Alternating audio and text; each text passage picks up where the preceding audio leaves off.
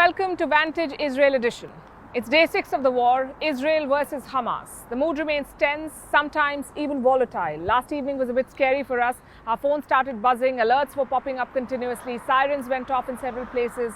There were reports of infiltration from the north, of Hezbollah breaching the northern border of Israel. It all turned out to be a false alarm. And now we understand that fake news abounds in conflict situations. But when false alarms ring from official sources, then it can lead to a lot of chaos. Thankfully, things look a lot better today, at least in Tel Aviv here. Can't say the same for Gaza. They are being pounded, and it will get worse with the ground offensive. Tonight, we bring you updates on the war and the politics. Israel has announced a unity government. We look at what they're up to. West Asian nations are trying to mediate. Saudi Crown Prince Mohammed bin Salman is talking to Iran and Turkey, but can they broker peace? America's top diplomat Antony Blinken is in Israel. What is the game plan of the United States? India has started evacuation efforts. They've launched Operation Ajay to bring back Indian citizens. But beyond that, what is New Delhi doing?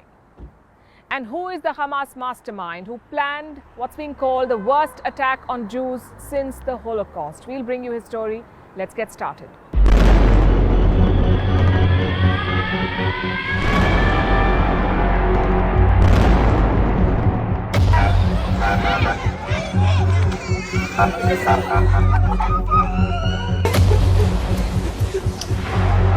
هاي الاسعاف جاي.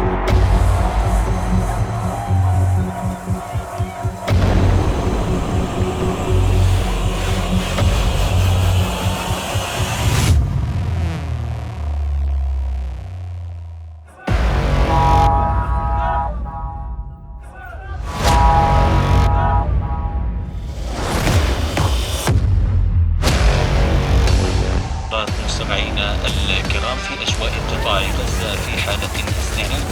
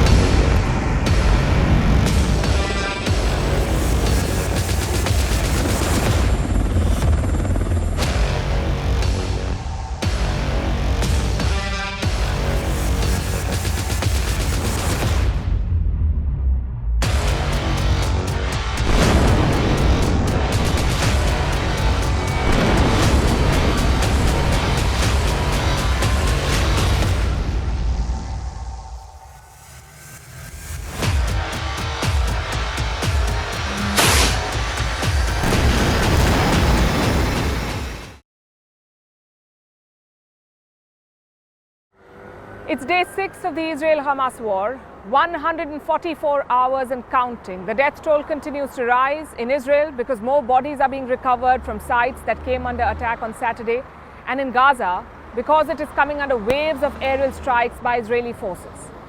So more than 1,300 dead in Israel and more than 1,400 in Gaza. Unless there's a miracle, this time tomorrow, we'll be reporting a higher death toll. Let me show you some pictures from this morning. The skies over Gaza were filled with smoke. This is a small enclave, 41 kilometers long, some 12 kilometers wide at its widest point. That's Gaza for you. And it has seen non-stop bombardment over the last few days. What about Israel? It is much better fortified, but still on the edge. Rockets are streaking across the sky every once in a while. The Iron Dome is intercepting them.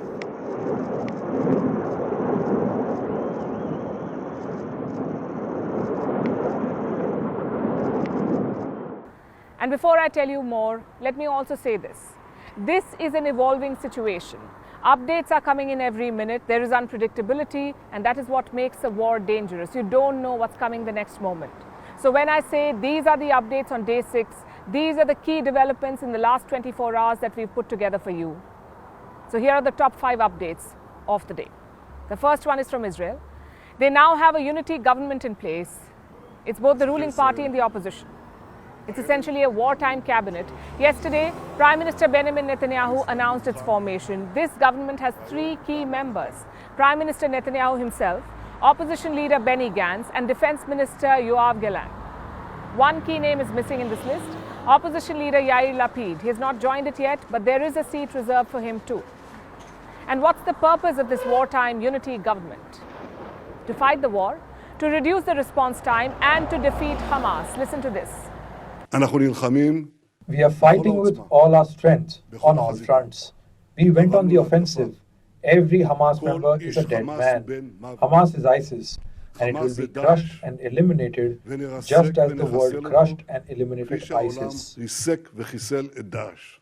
Every Hamas member is a dead man, says Netanyahu. Israel wants to wipe Hamas off the face of this earth. Strong words. The opposition in Israel echoes them. Benny Gantz has said, and I quote, "It is the time for war." So their goal and intent is quite clear. But what is their plan?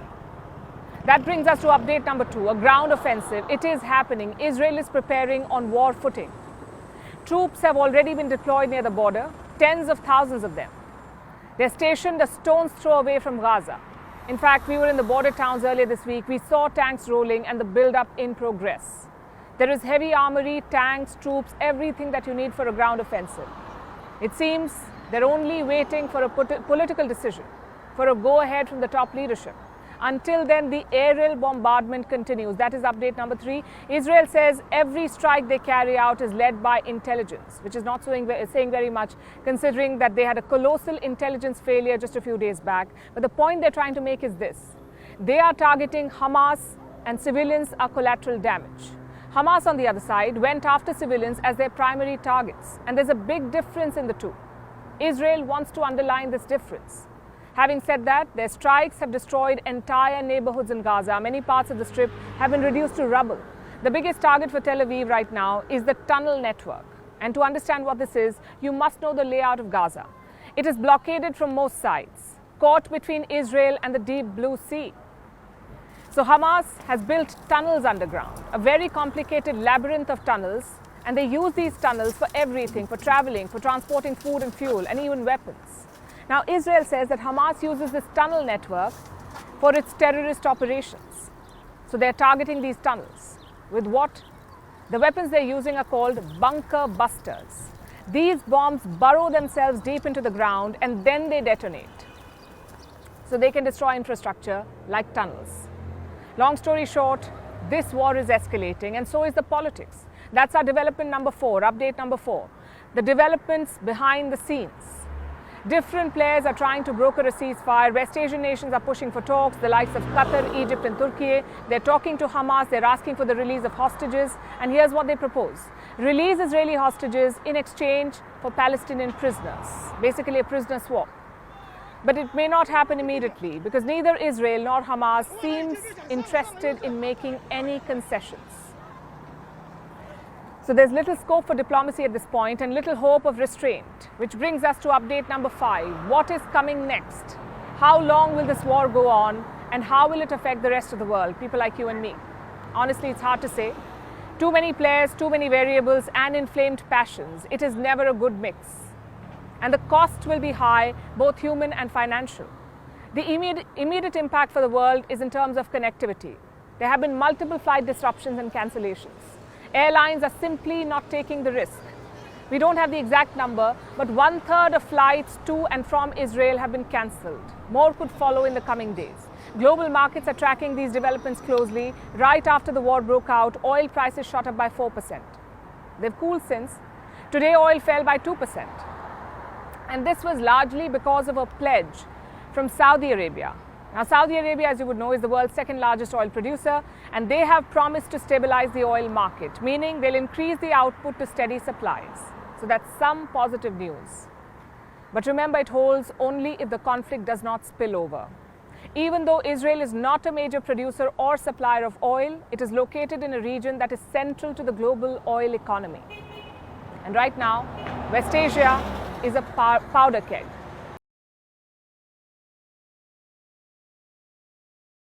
The most dramatic scenes are playing out in Gaza.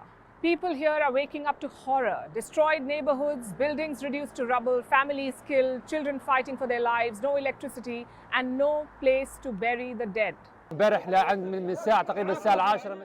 Since 10 p.m. yesterday until early today, more than 50 martyrs in Khan Yunis, and the death toll is constantly rising.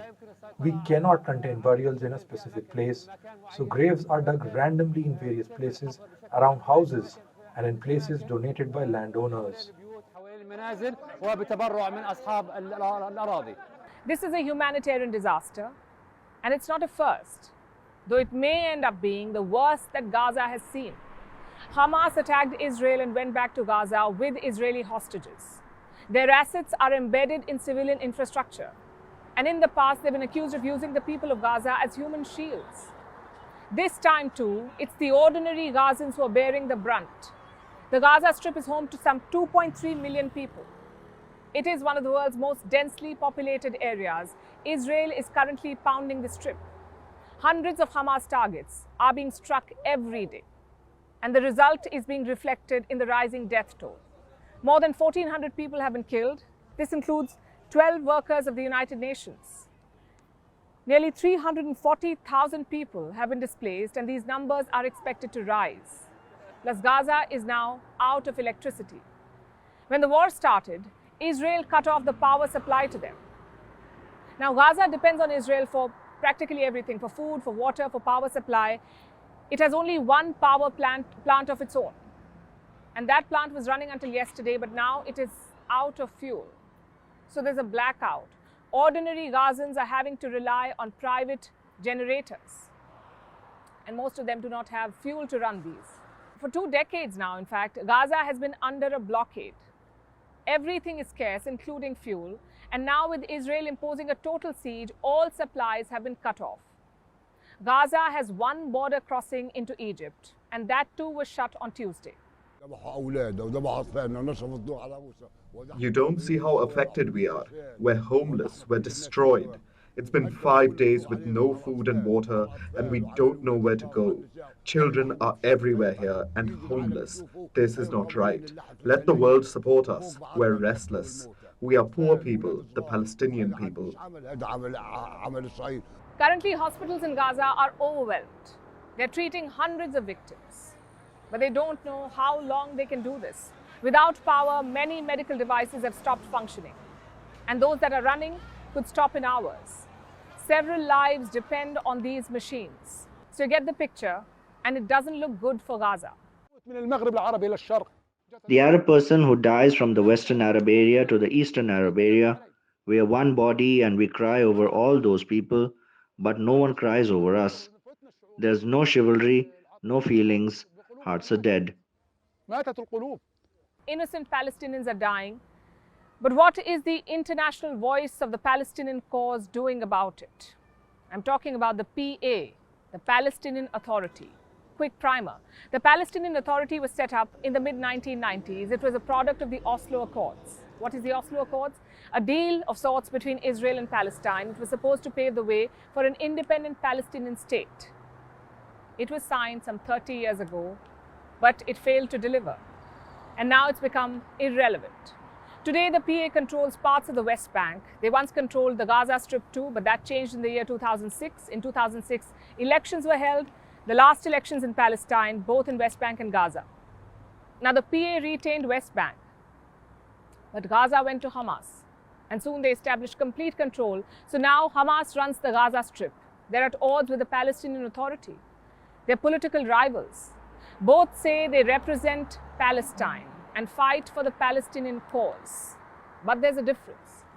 The Palestinian Authority has more political legitimacy. The international community recognizes it. In contrast, Hamas has few partners. Most countries have designated Hamas as a terrorist organization. In 2014, these two groups, Hamas and Palestinian Authority, tried to join hands to form what they called a national accord government. But it did not hold. Then in 2021, there was a plan to hold elections. Both sides agreed. But again, it never materialized.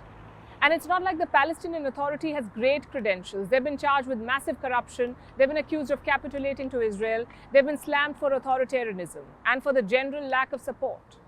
Because on paper, the Palestinian Authority represents Palestinians, but on ground, the people do not agree. 63% Palestinians see the PA as a burden. And with this conflict, its legitimacy is being questioned further. And we have to say it doesn't augur well for the people of Palestine. They're under attack, they're losing aid and political support, and they do not have a legit representative to engage with the world.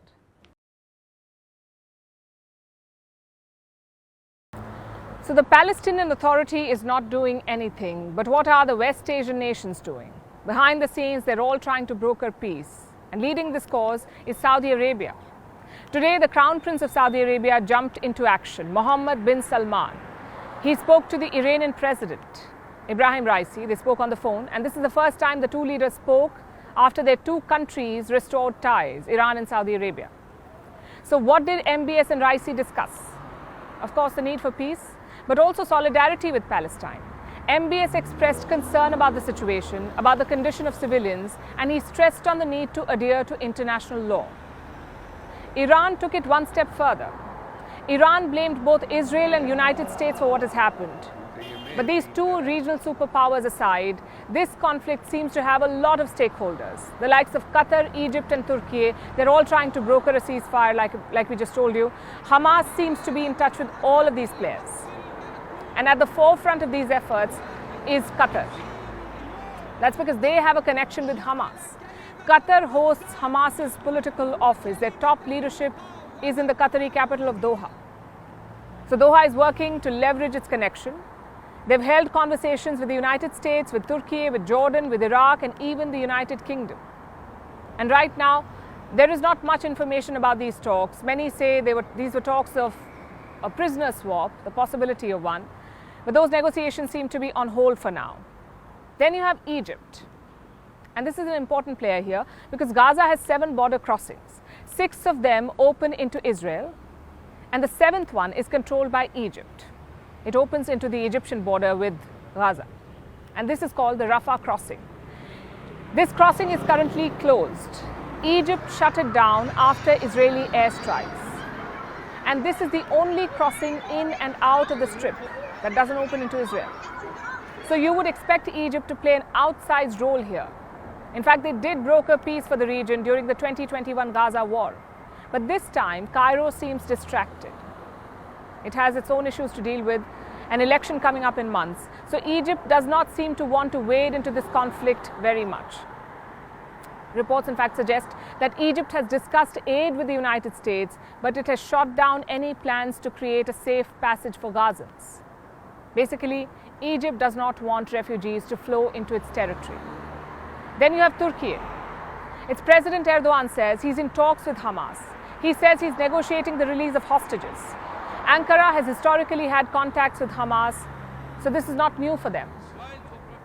Not much has happened on that front either, but Erdogan has not given up.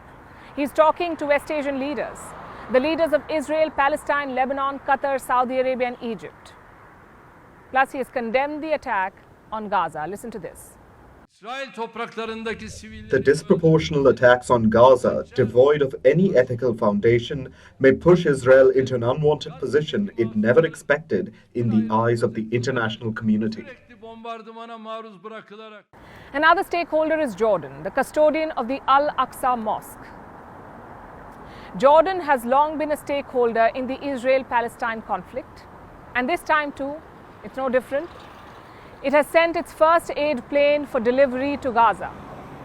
This plane will fly this aid to the Rafah crossing, but the aid will only go into the strip if it gets permission. جهود مكثفة وتنسيق من الحكومة الأردنية ووزارة الخارجية والقوات المسلحة والأجهزة الأمنية مع نظيرتها في السلطات المصرية لضمان وصول هذه المساعدات عبر جمهورية مصر العربية إلى قطاع غزة ومن خلال معبر رفح. تم تجهيز هذه الطائرة بمساعدات طبية عبارة عن علاجات ومضادات حيوية وأدوية تستلزم في مثل هذه الظروف ومثل هذه الإصابات. So West Asian nations have ramped up diplomacy on all fronts. Some are talking to Hamas, some are sending aid. The diplomacy and relief efforts continue here. But some Arab nations are facing a delicate balancing act, especially those who normalize ties with Israel. I'm talking about the likes of the UAE, Morocco and Bahrain. In their countries, the spirit is pro-Palestinian. On paper, they have recognized Israel, but their people side with Palestine. So now they're walking a fairly narrow line. And they have to weigh commitments to Israel with public sympathy for Palestinians. Plus, there's a lot of focus on the normalization deals. The Abraham Accords were supposed to usher in an era of peace in this region. It was supposed to change West Asia.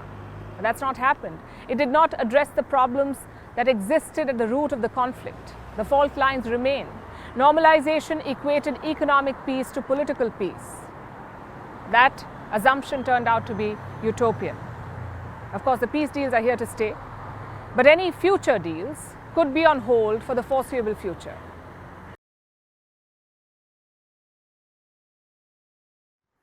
Now let's look at the other big player in the region, the United States of America. What are they up to? President Joe Biden has been making many statements. His Secretary of State, Antony Blinken, is in Israel as we speak. They've deployed their biggest warship. They've sent a plane full of critical ammunition. But what is America's game plan? And this is very important because the US is Israel's closest ally. No matter who is president in Washington, no matter who is prime minister in Jerusalem, this relationship has stood the test of time. So it's no surprise that the US has professed unconditional support to Israel. All senior officials have condemned the Hamas attack. They've said that Israel is right to defend itself. Yesterday, President Biden went a step further. He brought up the Holocaust. Listen to this. This attack was a campaign of pure cruelty, not just hate, but pure cruelty against the Jewish people. And I would argue it's the deadliest day for Jews since the Holocaust.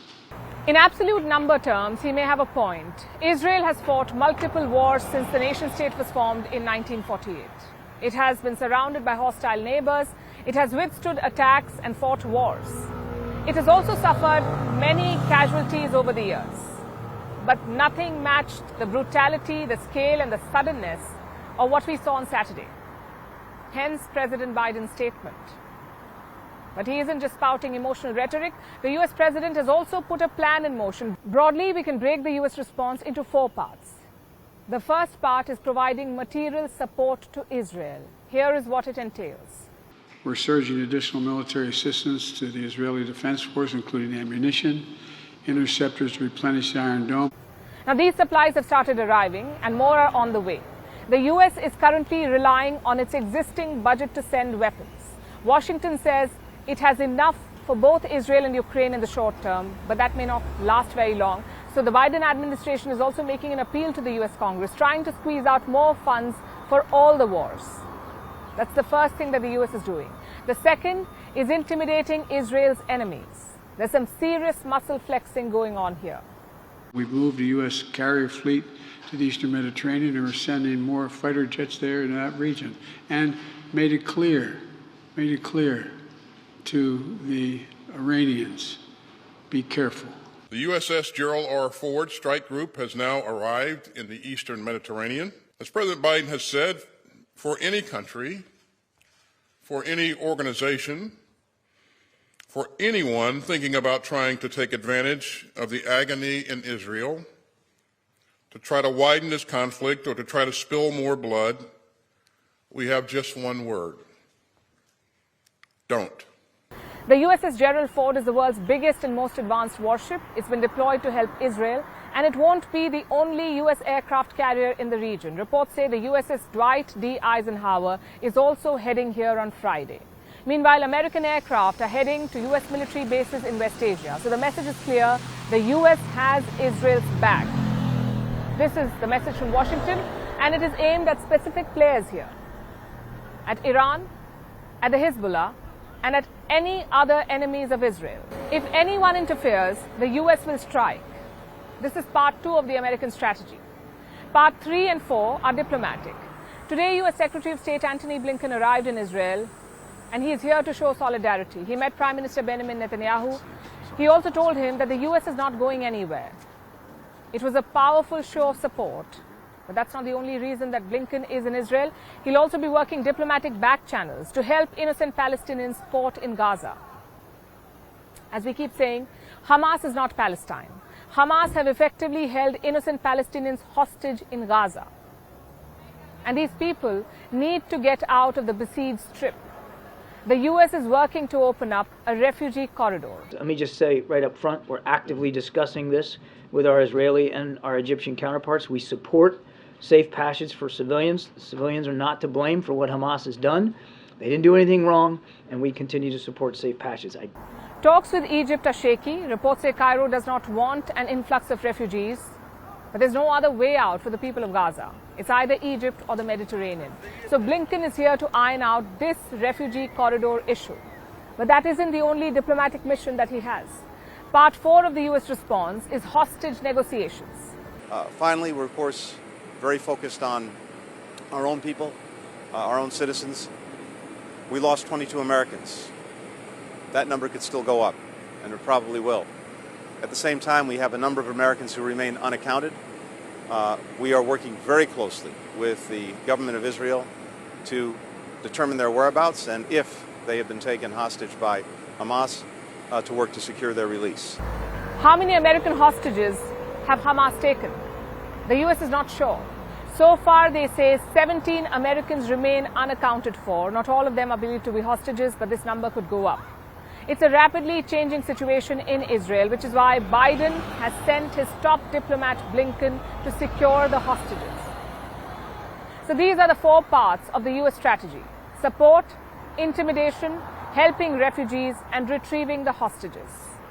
There's a lot of work to be done, and it has to be done fast, because every moment passed means higher risk for innocent lives.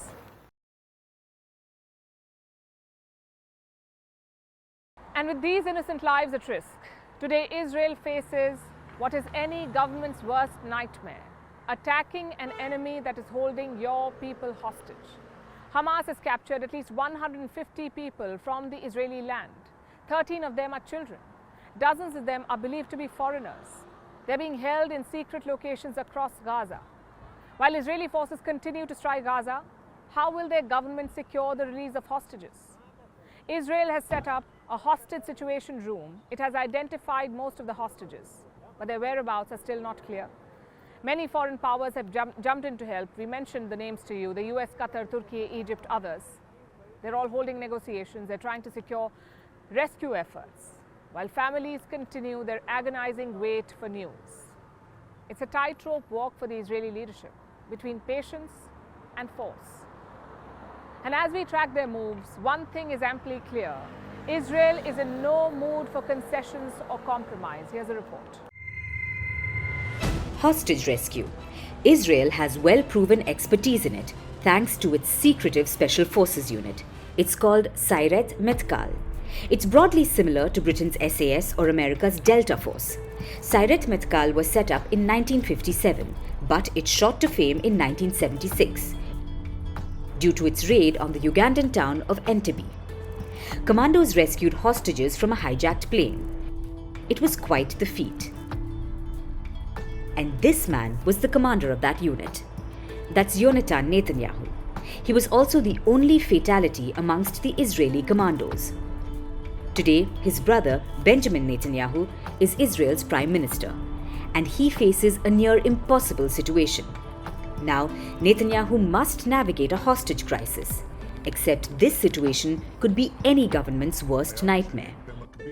When Hamas attacked Israel on Saturday, it created the country's biggest challenge. At least 150 people were abducted by the Hamas terrorists. That includes at least 13 children and 5 people aged over 60.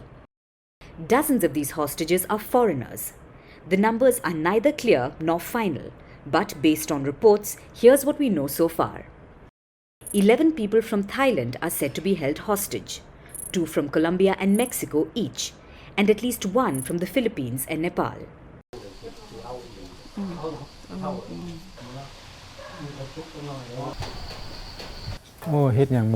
I can't do anything. I feel really depressed that my son got abducted. I'm speechless.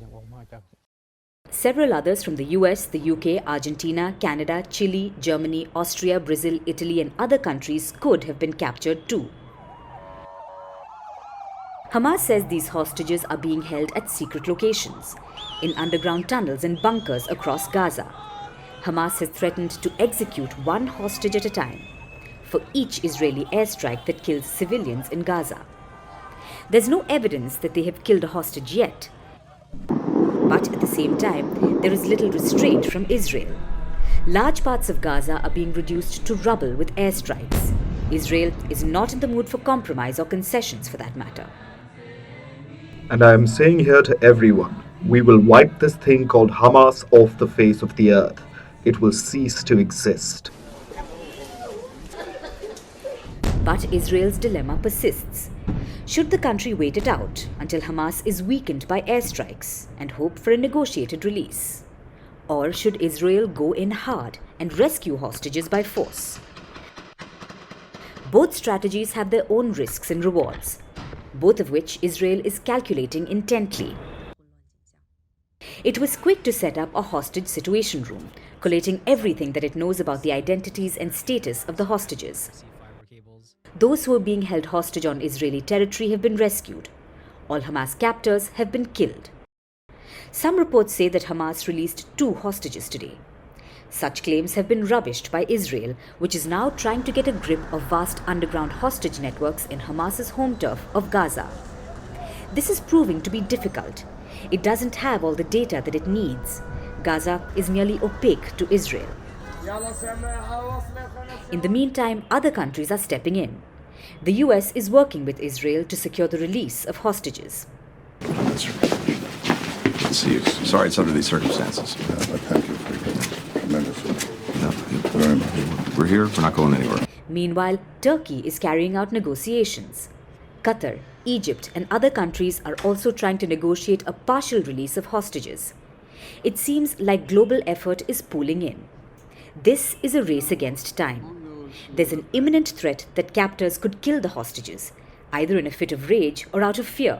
The hostages may be in bunkers, but they aren't immune to Israel's airstrikes either. What are the chances that the hostages will survive?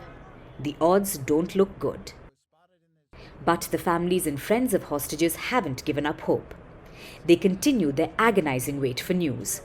So far, some have only received notifications on abductions of their loved ones. For them, there's no further information. And for many, there's no clarity whether a relative is missing or captured. We expect the government to find a way to contact us, for someone to talk to us, to have someone to turn to, a way to get any information. What is happening is unbelievable. We demand from our government to be in contact with the families.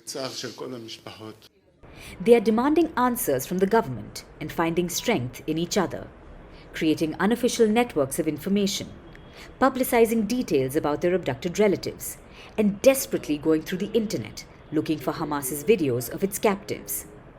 They are looking to Israel, which must decide how to ensure the safety of those captured. Will it choose force or patience? In normal times, deciding between the two would be Israel's #1 priority. But today, it's the elimination of Hamas.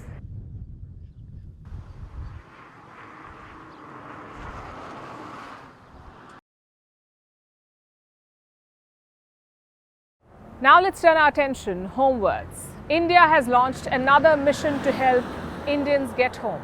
They're calling it Operation Ajay.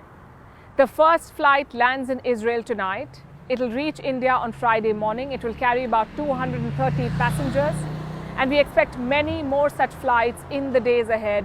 We are right across the Indian embassy in Israel here in Tel Aviv, and we've seen a lot of action through the day here. There are thousands of Indians in Israel, about 18,000 people. Many moved here for work or higher education. There are plenty of Indians working in Israel's healthcare sector as well.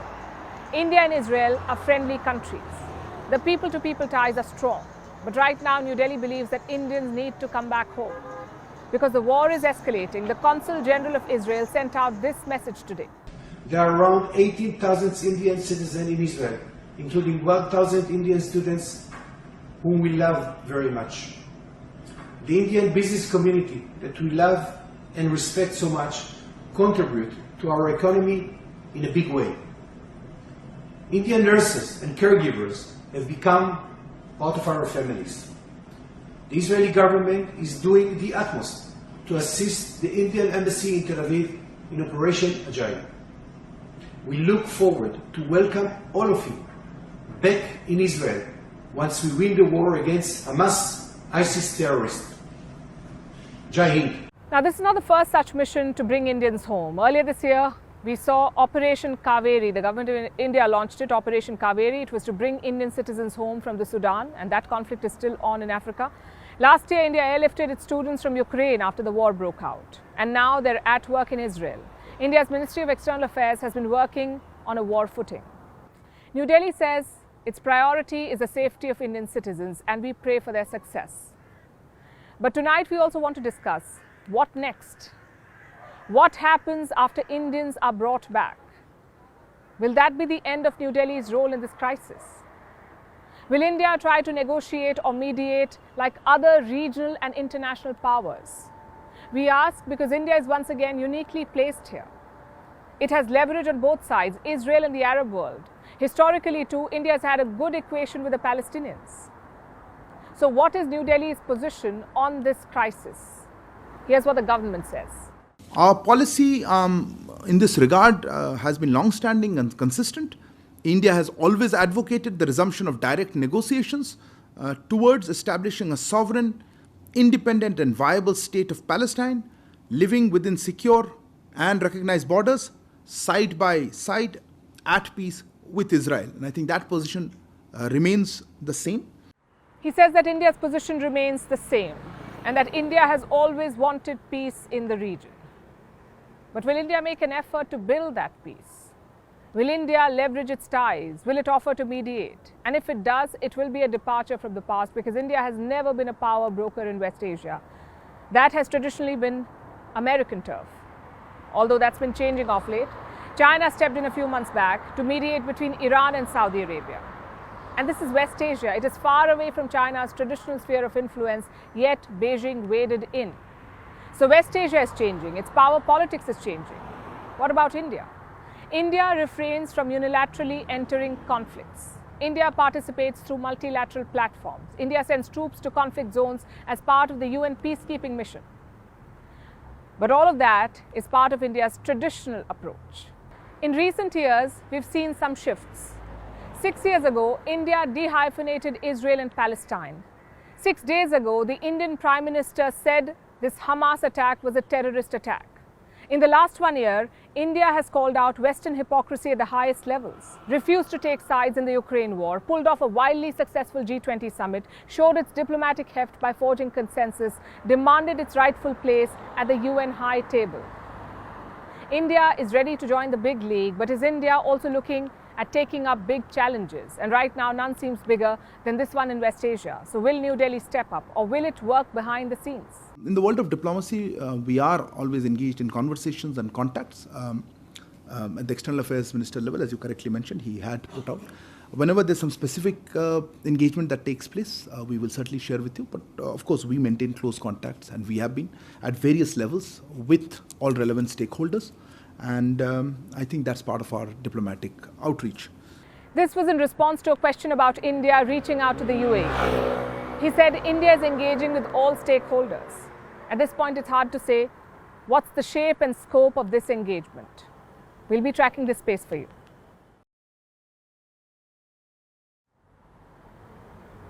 Now let's tell you about the man who unleashed Saturday's horror, the mastermind of the Hamas attack. His name is Mohammed Diab Ibrahim al-Masri, but most people know him as Dief. He's the commander of the military wing of the Hamas and the mastermind of their latest terror attack. His presence looms large over Hamas and Gaza, even though he's rarely seen, rarely heard. But on Saturday morning, he made an exception. The silhouette of this mysterious man appeared on television. In a clear voice, he announced the beginning of Operation Al-Aqsa Flood, aka the terror attacks on Israel. Here's a report on how a man who was born a refugee turned into one of the world's most wanted. We have decided to put an end to Israeli offenses with God's help, so the enemy understands that the time of wreaking without being held accountable is over. We announced the start of Al-Aqsa Flood operation. We also announced, with the help and strength of God, that the first strike of Al-Aqsa Flood operation has targeted sites of the enemy, its airports and military fortifications during the first 20 minutes, with more than 5,000 rockets and missiles launched. And with those words, terror and tragedy were unleashed on Israelis.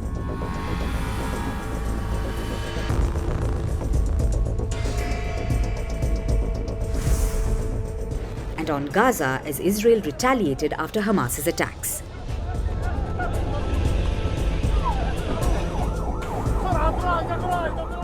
One man unleashed this hell. He is Mohammed Daif, the head of Hamas's military wing, the Izz ad-Din al-Qassam brigades. So who is this shadowy figure? Daif was born in the Khan Yunis refugee camp in the 1960s. He's believed to be in his late 50s now. He studied at the Islamic University of Gaza, and long before he embraced terror, it was theatre that he pursued. Daif was in his 20s during the first Intifada, which lasted from 1987 to 1993. That was the first time that he was arrested. Daif spent 16 months in prison. In 1990, he joined Hamas, and in 2002, he took over the command of Hamas's military wing. Daif's association with terror runs deep. Since 1995, he has orchestrated numerous suicide bombings and kidnappings. He's also responsible for the deaths of many Israeli soldiers. He has led his band of terrorists in many conflicts from 2009 to 2021. The Hamas leader has been a marked man for a very long time. For the last 26 years, Daif has been the most wanted man by Israel. There have been several attempts to kill him. But if a cat has 9 lives, Daif certainly has more than one. He has eluded Israel and death multiple times. He has survived 5 Israeli airstrikes. In 2002, rumors about his death in an Israeli airstrike turned out to be false. But the man responsible for destroying so many lives has not been unscathed by the repercussions of it. Reports say Daif lost 1 eye and 1 limb in these attempts to kill him. In 2014, an Israeli airstrike killed his wife and infant son. The strikes were intended to take him out, but his family ended up being collateral damage. I say to Mohammed Daif, we support you. When I agreed that he marry my daughter, I knew that this day will come. This isn't a surprise for me. I am not shocked. I was expecting this to happen. Another attempt to eliminate him in 2015 also proved to be unsuccessful. That year, the US designated him a global terrorist. Israel's last bid to neutralize before this war was in 2021. Daif keeps a low profile. He's hardly seen or heard. There are just a few images of him. He didn't even attend the funeral of his family. His in-laws say they've met him only once, when he married their daughter. Israeli intelligence reports say he goes by the code name The Guest. It would be ironic if it weren't tragic. Because who wants a guest that brings mayhem to their homes? Daif lost his wife and child in 2014. Reports say on Wednesday he lost his father and brother when Israel bombed his house. His whereabouts are not known, but he's still believed to be in Gaza. While for the world, Mohammed Daif is a dreaded terrorist, a mass murderer, some even compare him to Al-Qaeda's Osama bin Laden, within Hamas he's known as the living martyr, perhaps alluding to the several unsuccessful attempts to kill him. Gandhi, the ultimate pacifist, had famously said, "An eye for an eye makes the whole world blind." But the one-eyed Hamas mastermind seems hell-bent on doing just that.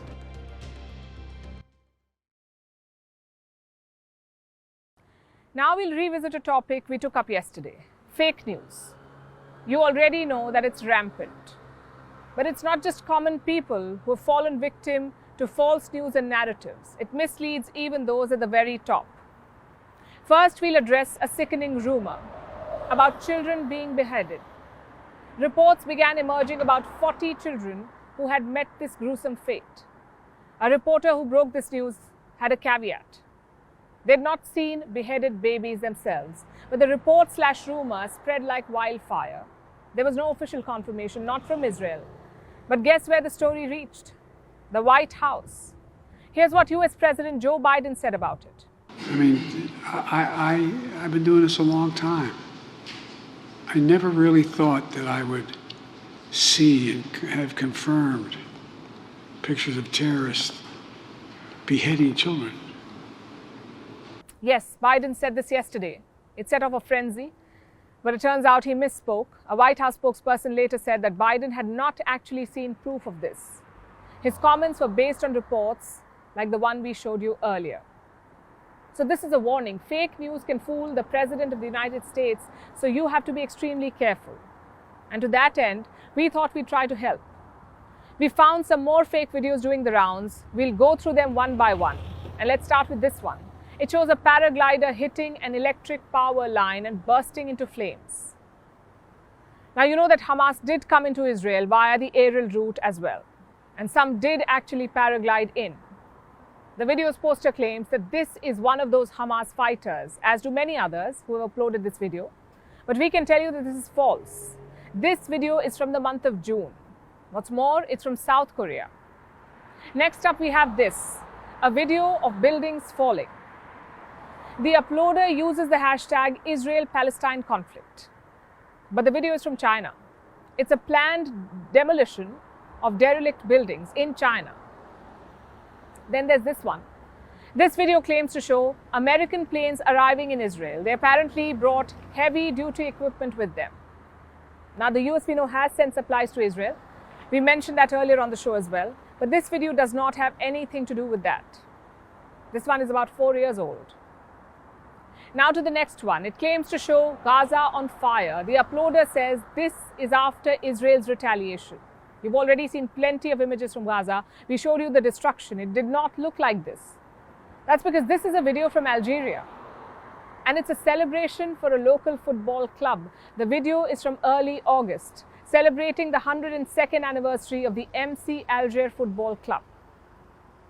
So those were 4 more fake videos doing the rounds, and it's just the tip of the iceberg. We've just shown you one uploader for each of these videos, and that too only on Twitter.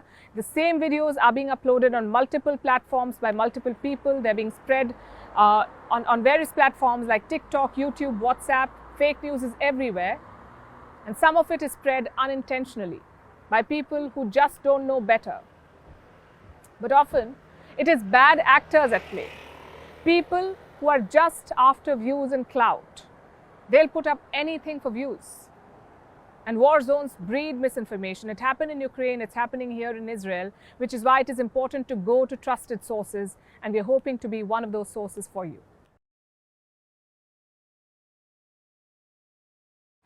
Demonstrations, rallies, vigils. They're being staged across nations, from India to Rome, from Bangladesh to Brazil. Protests are spanning the world. As the war escalates, people are taking to the streets, gathering outside embassies and government buildings. They're showing support for one side or the other by expressing grief and outrage for Israel and Palestine alike. Now, while expressions of solidarity and grief are okay, the byproduct of outrage is not. For instance, chatter from neo-Nazis has increased. Protests are turning violent. People are making excuses for Hamas terrorists. France and the UK are seeing a rise in anti-Semitic acts. Cities have had to boost security measures the world over. Our next report tells you more. This is how many of the world's most recognizable landmarks appeared this week. Take, for instance, New York's Empire State Building, White House in Washington, D.C., Sydney's Opera House, or the Eiffel Tower in Paris. Buildings were illuminated in blue and white colors, representing Israel's flag. It was a show of solidarity, but it didn't stop there. The unprecedented scale of Hamas attacks brought people from around the world onto the streets, from India, Bangladesh, and Pakistan to France, the US, and the UK. People gathered on the streets, outside embassies and government buildings, to express their grief and support. Some for Israel, some for Palestine. Palestinians are humans. They have the right to live. They have children. They have the right to live a normal life like everyone else. I want them to release the hostages. I want them to release the people, the children, the elderly that has been kidnapped to Gaza. And that's why we're here, to make sure that the mother and the children will go back home. But this wasn't the only motivation that brought people out to the streets. There were protests as well, displays of rage. Raping babies, beheading babies. Show me, I'm here. I'm standing in front of you. I'm standing in front of you. I'm on my own. In San Francisco, demonstrators from the opposing sides faced off across streets. In Manhattan, pro-Palestine supporters battled with supporters of Israel, trading threats of violence. In Karachi, people burned Israeli and American flags. In India's Uttar Pradesh, 4 students were booked for raising objectionable pro-Palestine slogans in a protest. In Berlin, too, several pro-Palestinian protesters were detained. Like I said, taking the actions of a minority and putting them on whole communities of people with various backgrounds, various lives, various personalities, and we can't accept this. We can't accept our freedom of expression and assembly to be curtailed in such a manner. But this isn't even the half of it. Reports say anti-Semitic incidents in the UK have more than quadrupled since Hamas's attack on Israel. Just this week, 89 anti-Semitic incidents have been recorded. That's more than a 4-fold rise. In the same period last year, 21 incidents were recorded. Since the attack, anti-Semitic acts have risen in France as well, which has Europe's largest Muslim and Jewish populations. Il y a des alertes qui nous sont remontées ces dernières heures et ces derniers jours avec des élèves de confession juive qui ont pu faire l'objet d'agressions dans leur établissement, avec certains appels qui ont pu être relayés de la part de collectifs d'extrême gauche à venir tracter ou manifester devant des établissements. Since Saturday, 24 people have been arrested in France. Security measures have been heightened. The French government has assigned 10,000 police officers to protect 500 sites. On Saturday, the Parisian police banned 2 pro-Palestinian gatherings, fearing that the protesters could incite racial hate. The US faces a similar problem. Some cities have reinforced security around Jewish houses of worship. Online monitoring in the country has shown increased chatter from neo-Nazis, white supremacists, and pro-Hamas extremists. Germany and the UK have also increased patrols across their cities and heightened security in Jewish institutes. So the fear of threats looms large. Chances are, as the war escalates, this will as well. And while solidarity through protests is okay, extremism and blind outrage is definitely not. That's all we have for you on this episode of Vantage. Make sure you tune in tomorrow. We'll have more reports from Ground Zero, more updates for you. But for the moment, we're leaving you with pictures of evacuations. Countries are evacuating their citizens from Israel. And the look on their faces as they land is that of pure relief and joy. We're leaving you with this. Thanks for watching.